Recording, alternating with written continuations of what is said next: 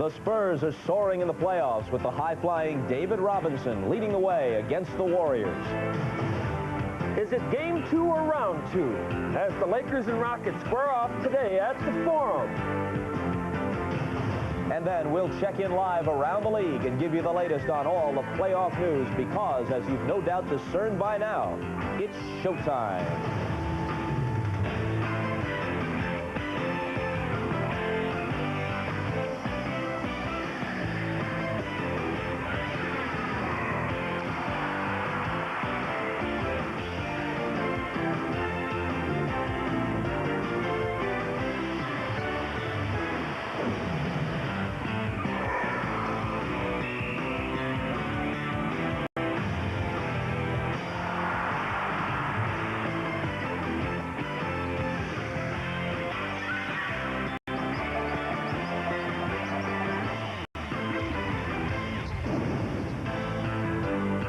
Welcome to NBA Showtime. Now, Bob Costas and Pat Riley. Hi, everyone. At last, the opening round of the playoffs, all the series now underway, and today we'll bring you a couple of Game 2 matchups. Up first, the Spurs try for their second win against the Warriors, and then it's the Rockets hoping to come back from Thursday's tough loss to the Lakers. And, Bob, when you're only playing 5 games, there is no underestimating the importance of the second game of a series. If the Rockets, and especially the Warriors, lose today, it would take a near miracle for either team to come back and win 3 straight. Well, 3 series got underway last night, and the Pistons are already sputtering in their bid for title number 3.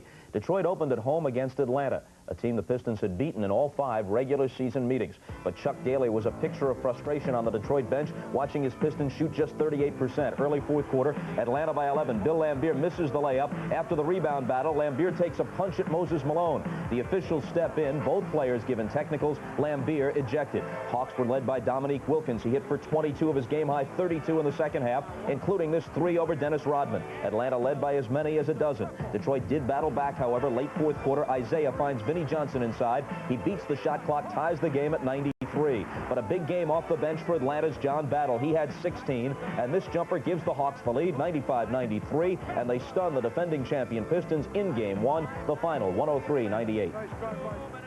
Now, we've got our work cut out for us if we're going to survive in the series. We've got, basically now, we've got to try to win a game. That's where we're at, backs against the wall, trying to win a game, because they played extremely hard. They were on the floor, they were defending, offensive rebounds. They did all the things they had to do to win the basketball game.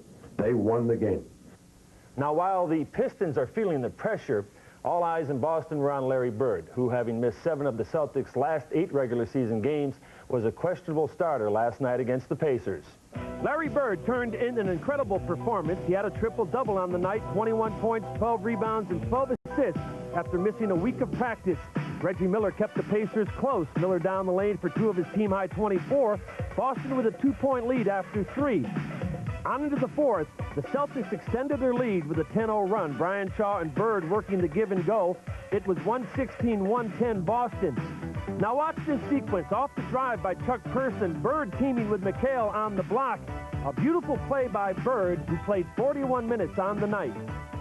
I haven't been feeling good all week, and at practice day I didn't know. The more I stand, the worse it gets, and I didn't know if I was going to be able to play or not. But I did, and I'm very happy to be able to go out there and perform tonight. I don't know if everyone really will get the full impact of what Larry Bird did tonight. He recorded a triple-double, played 41 minutes, and we've all been waiting for what was going to take place. Was he going to play or not? That was one of the greatest gutsy performances I've ever seen. And after that performance, Larry Bird spent the night in the New England Baptist Hospital, where he was placed in traction as a precaution. Tom Hammond is standing by now in Boston with the latest on the Birdman. Tom? Well, Bob, you're right. After the game last night, after those tough 41 minutes, he did come here to New England Baptist and spent the night in traction, not because he had aggravated that lower back problem, but because he simply wanted a good night's rest. He apparently got that good night's rest. He was discharged from the hospital about 11:30, and we're told is now on his way to the Celtics practice, where he will participate in the shoot-around and ride the exercise bike. That's been his training routine the past 3 or 4 weeks since he's had this chronic lower back problem. His status for tomorrow's game, still uncertain. He probably won't decide until just before tip-off if he can go in Game 2 against the Pacers. Bob? Tom, thanks a lot. We'll have that second game between the Pacers and the Celtics tomorrow. here on NBC. You had some back problems of your own during your playing days. What are your thoughts on this? I had the same injury. I can relate to what Larry Bird's going through, Bob. I had a herniated disc back in the 60s when I played for Kentucky, and they used to put me in the hospital after games at night to alleviate the pressure so I wouldn't develop spasms. I got tired of that. They went back to the dormitory, and I can remember them hooking up a harness and some cords and pulleys with 10-pound weights at the bottom. And every now and then at night, I get a little restless and start pulling these pulleys. Now, Louis Dampier was on the bottom bunk. One night, the 10-pound weight hit his head, and we further had another injury. But I don't think it's serious. I think it's a precautionary measure, and I think it's good for Larry. You know, you can't beat those bunk beds, right? That's right. Especially when your mom lets you stay over at your friend's house. You wear the Dr. Dentons. It's a great thing, Pat. Well, if it wasn't for the pulleys, I probably would have fallen out of the bed. Nice little Rube Goldberg contraption they worked out. This is fascinating, and we'll continue this as part of a mini-series somewhat later in the playoffs. Only one Western Series tipped off last night. The team with the best record in the NBA, the Portland Trail Blazers, opened at home against the Seattle Supersonics. Let's take a look. Expectations are, of course, very high in Portland this postseason. Rick Adelman's team notches a win in Game 1, but thanks to 33 by Seattle's Eddie Johnson, it was close throughout. In this sequence, however, Johnson is stripped by Clyde Drexler off the steal. Drexler finds Jerome Kersey for the jam. Kersey with 31. Not good enough, however, to lead the Blazers in the scoring column. Drexler takes that honor with a career playoff high of 39, including this beauty. He had 19 in the fourth quarter. Portland wins by 8. Team game. I just think that I was the guy who was always open, and so we have unselfish guys on this team, and we just get the ball to the open guy. Tonight, it just happened to be me. We kept our focus. We didn't panic. We just kept playing. It was a solid 48 minutes, and we got what we had to do. We got to win. Now, the playoffs, they bring out the very best or very worst in athletes. Well, the Lakers will have to play today's game without their top scorer off the bench. Terry Teagle was suspended for today's game and fined $7,500 for this outburst against Dave Jamerson.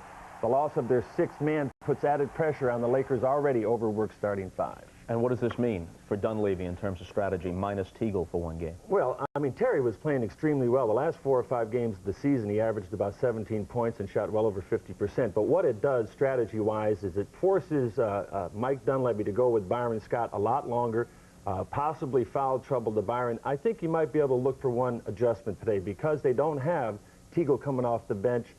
There's a possibility that you might see James Worthy in the backcourt, and they can go real big against the Rockets' small guards. Lakers-Rockets second half of the doubleheader later today on NBC. Right now, a timeout. When we come back, we'll take you around the country and bring you up to date on all of today's upcoming playoff games. Stay with us here on Showtime.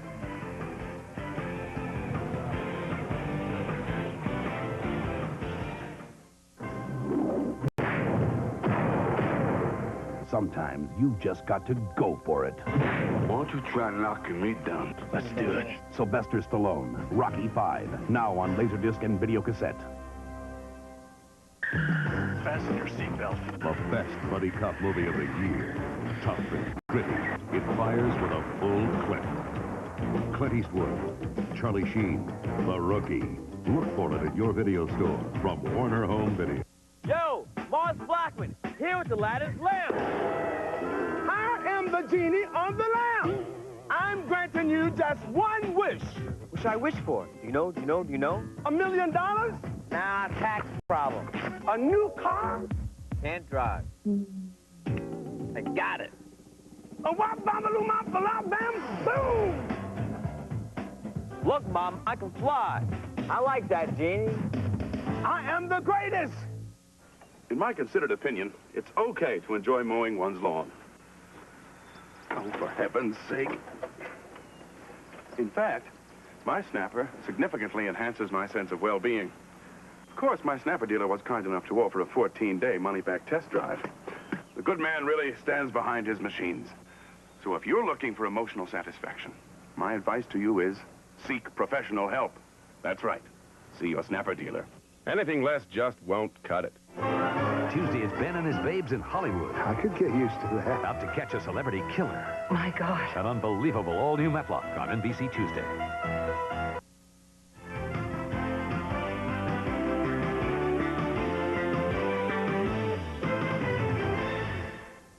Okay, we'll be underway in a few minutes with Game 2 of the Spurs-Warriors series. There are 4 playoff games today and tonight, and let's get an update on all of them from all 4 sites, starting with Marv Albert and Mike Fratello in San Antonio. Marv?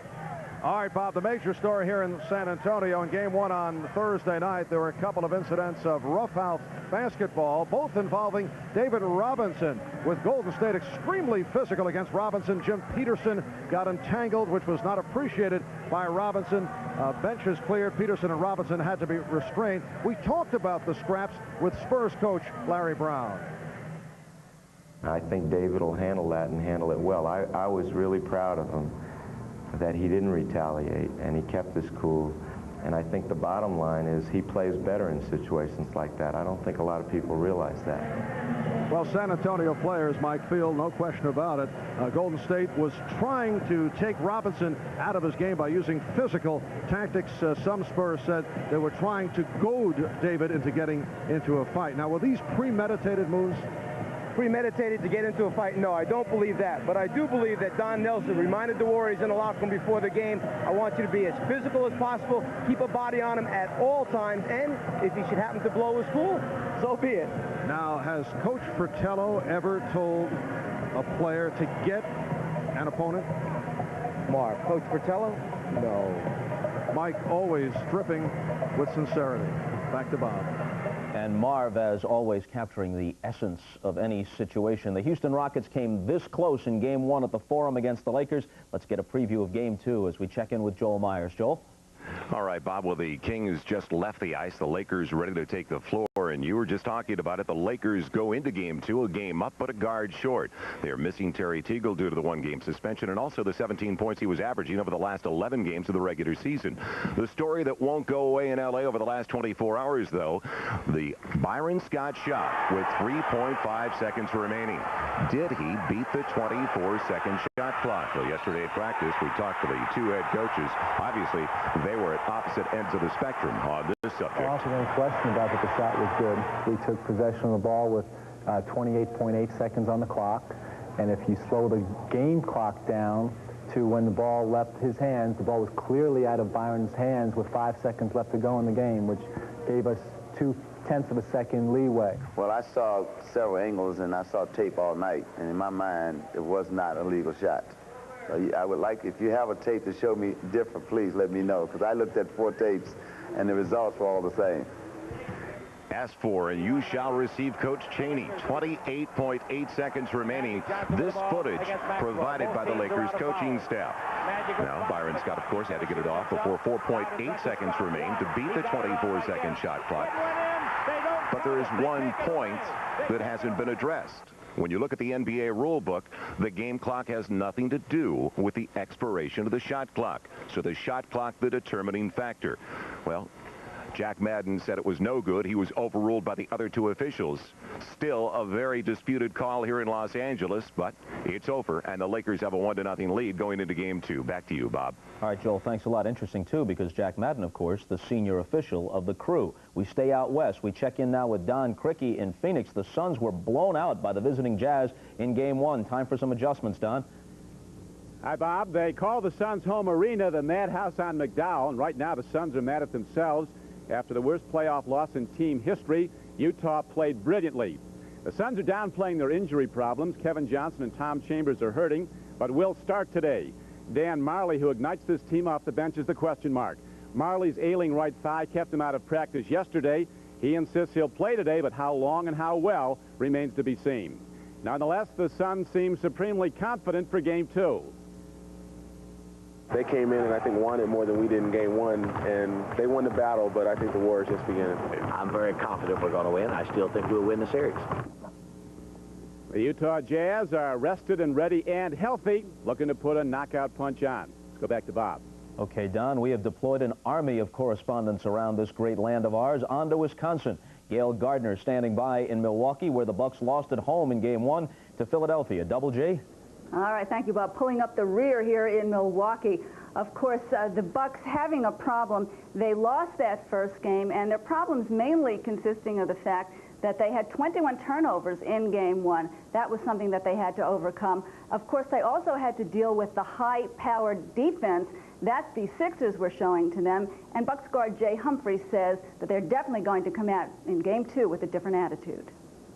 You can't get on your heels. You got to be aggressive no matter what.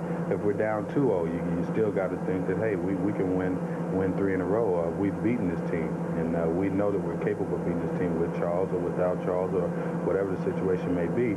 But as a professional athlete, you have to go out and give it 100% and stay on your toes and be aggressive. And I think that our team has shown the character that with our backs against the wall, we will still come out and be ready to play.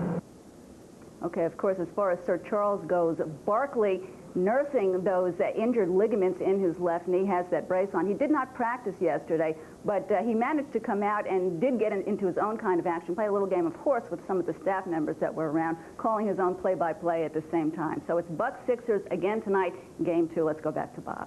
Okay, Gail, Barkley evidently getting ready for that second career. After this commercial break, Pat Riley returns. He's joined by Steve Snapper Jones for an in-depth look at Don Nelson's Golden State Warriors. That's right after this.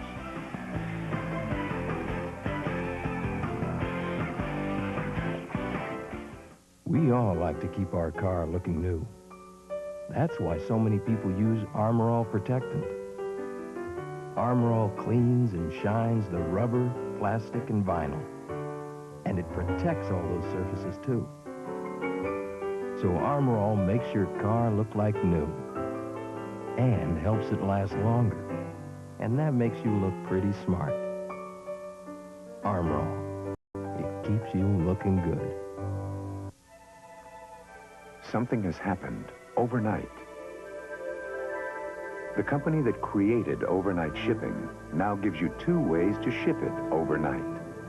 Introducing an afternoon delivery service from Federal Express at a price that'll lift your spirits. It's a whole new dawn in overnight shipping. Federal Express, absolutely positively the best in the business twice a day. Seduction. Betrayal. You're working some angle. Don't tell me you're not, because I wrote the book. Murder. The Grifters. Con your video stores soon. Darling, after 10 years, the only thing I'd change about you is your clothes. Bugle boy. Why don't you try this one on first?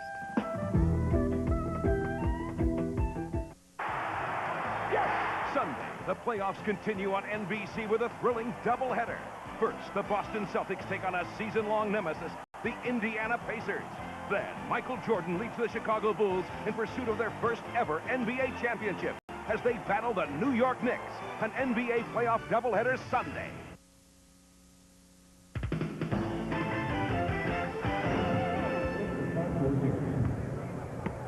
You're looking at the Hemisphere Arena, where the Golden State Warriors hope to even their series against the San Antonio Spurs. The Warriors are led by the highest-scoring trio in the NBA, Chris Mullin, Tim Hardaway, and Mitch Richmond. But are they enough to take the Golden State Warriors past the first round? Well, Steve Jones has more on that story. Richmond. This is Hardaway. Here's Mullin. Richmond goes crossover on Winchester. Yeah! Oh, what a move by Hardaway. Mullin through the leg. Through McDaniel. Through the... Everything has been coming in sync. Chemistry is there. We've been playing tough. We've been playing hard, having fun while we're playing. You know, sometimes during the course of the game, we need a bucket. It's going to be one of us.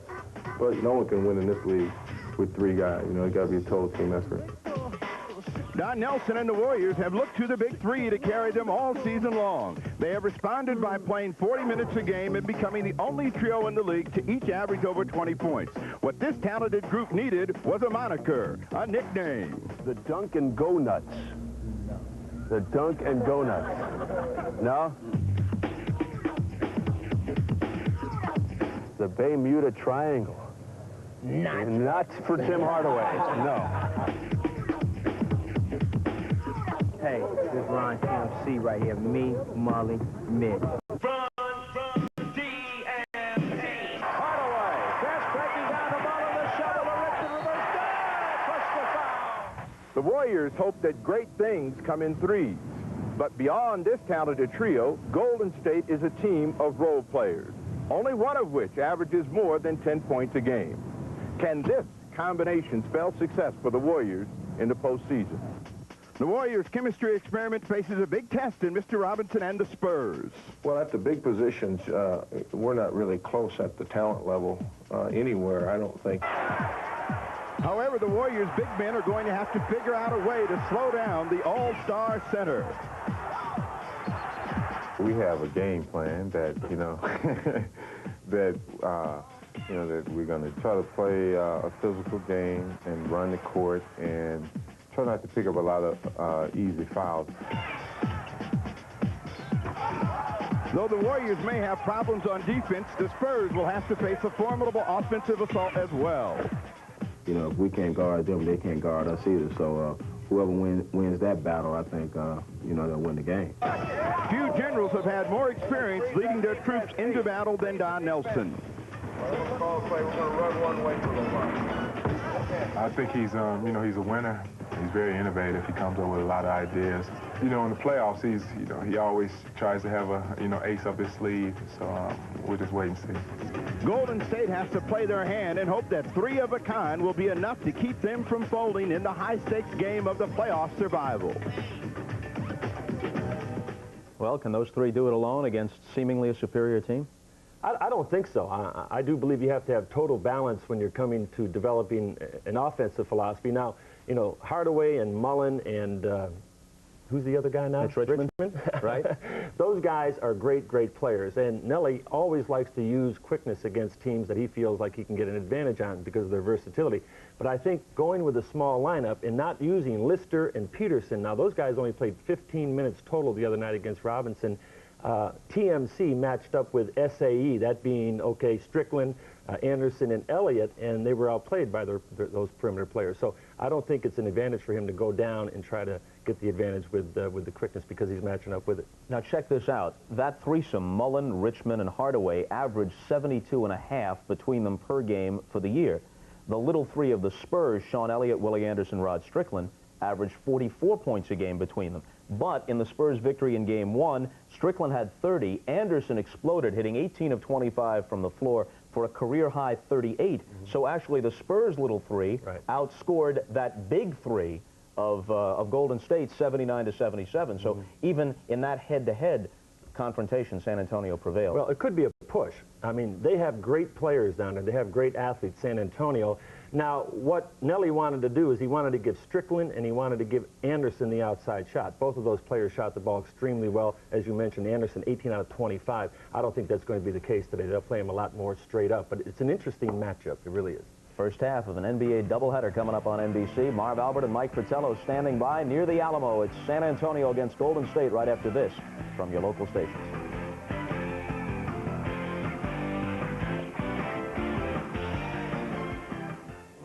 Before the silence of the lambs, Hannibal Lecter's story began. Why are you doing this to me? This is what the subject's teeth look like. Psychologists call them a psych. Would you like to leave me your home phone number? Based on the bestseller Red Dragon, The Curse of Hannibal Lecter on NBC Friday. Everyone at Acme Acres loves new Tiny Toon Adventure cereal. Kids like me love it. The Supreme Duck loves it. And I love it twice as much. I want to love it and hug it and keep it for my very own. Tiny Toon cereal is yummy T's, delicious O's, and crunchy N's that no one or no thing can resist. Cereal yummy. New Tiny Toon cereal is a toony part of a balanced breakfast. Sorry, could you repeat all that? I wasn't listening. In the past few months, Americans from all walks of life have had to say goodbye to their families as they answered the call of duty to serve their country. At Nautilus Plus, they'd like to show their support for these brave men and women who are now coming home by offering a free membership program to the spouses and dependents of those serving in Saudi Arabia. It's their way of saying as Americans, we appreciate the sacrifices you've made for all of us. For more details, call Nautilus Plus today. Whitney Houston in concert right here in the Rose City. I'll bet you'd like to see her, but you can't because this is radio. Actually, this is radio on TV, so I suppose you could see her. There. How's that? Now, how'd you like tickets to see her in person? Really? No catches? Okay, one catch. Starting Monday, watch Good Evening or listen to Z100 for a Whitney song selection. Write in 5 of the songs and you can win Whitney. So head to the Coliseum for your entry blanks and be sure to tune to Z100 and Channel 8's Good Evening. Joe Satilli, weekend soccer coach, weekday weatherman.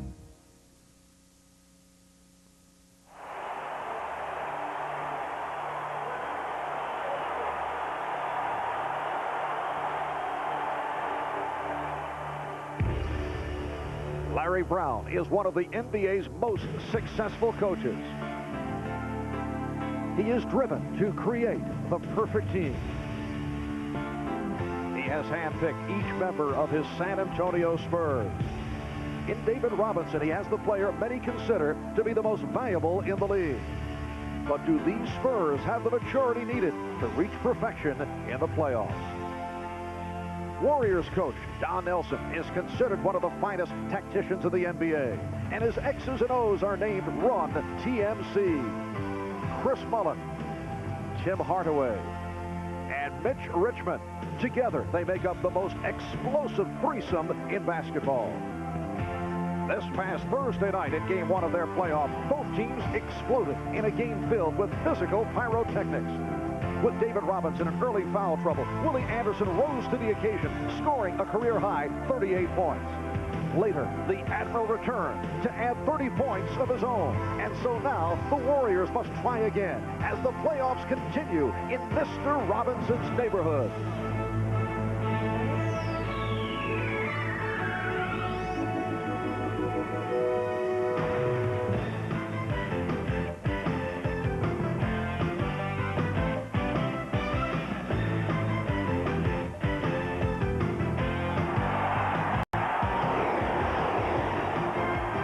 Rotate up. Be ready to rotate up.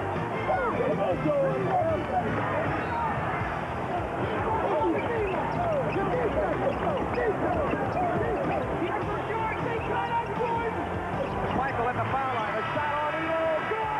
Scores!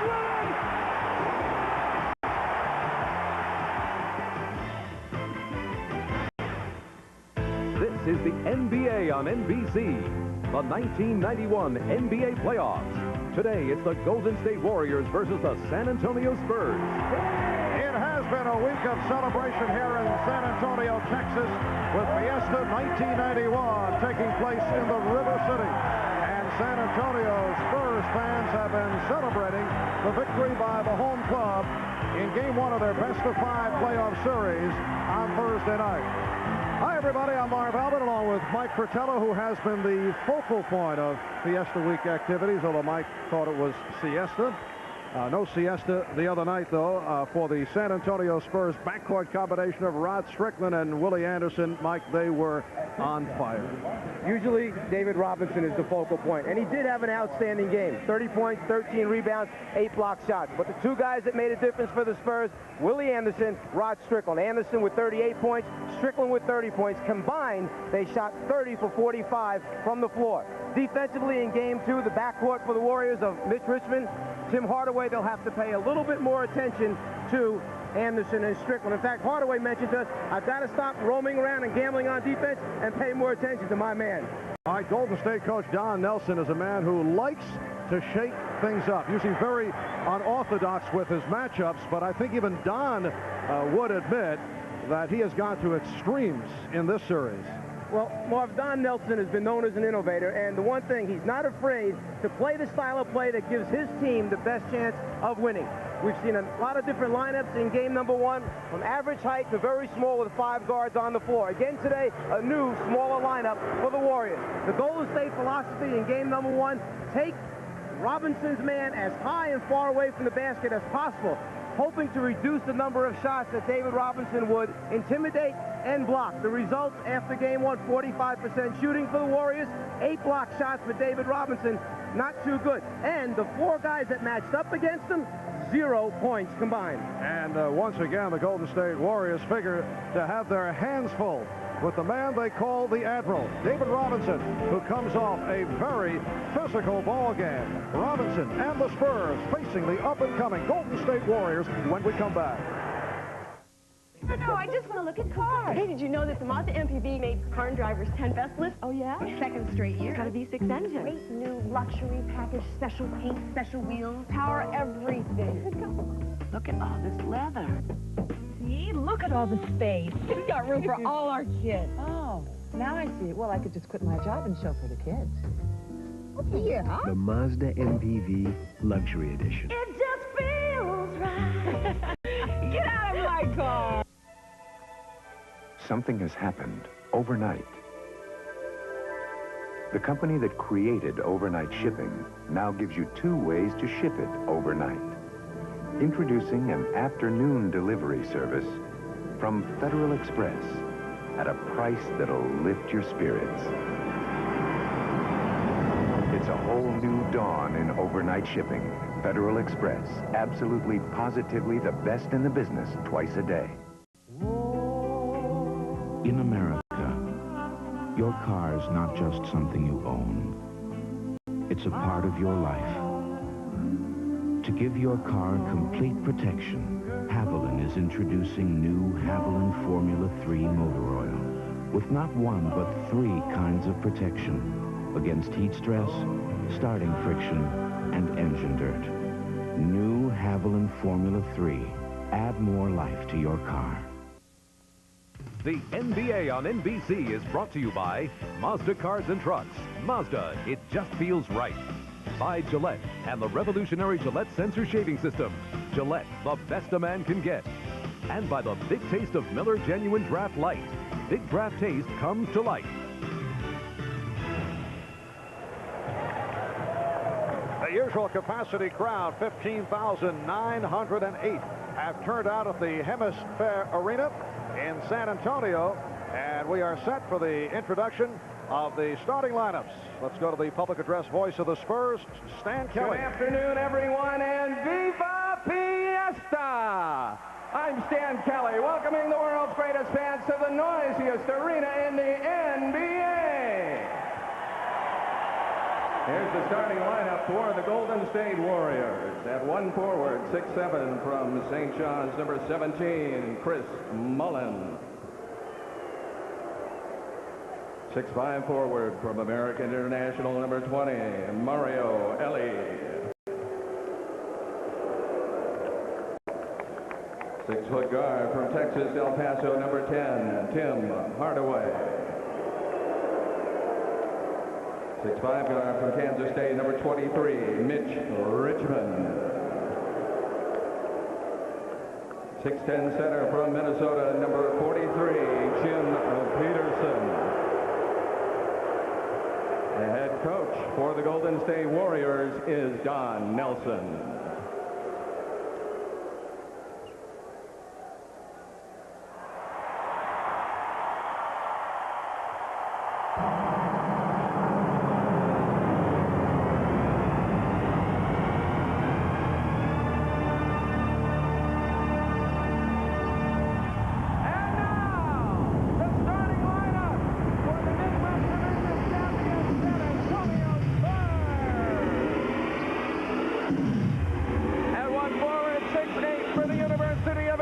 Number 32, Sean